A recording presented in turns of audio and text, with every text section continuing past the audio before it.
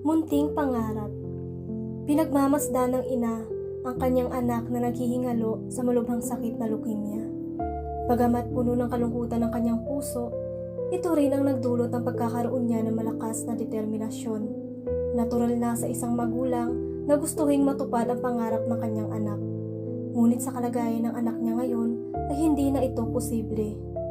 Ngunit gusto pa rin niya matupad ang pangarap ng kanyang anak. Hinawakan niya ang kamay ng kanyang anak at nagtanong, "Bonnie, naisip mo na ba kung ano ang gusto mong maging paglaki mo? Nangarap ka ba at humiling ng gusto mong gawin mo sa buhay?" "Mami, gusto kong maging bumbero kapag lumaki ako." Ngumiti ang ina pabalik at sinabing, "Tignan natin kung matutupad natin ang iyong hiling."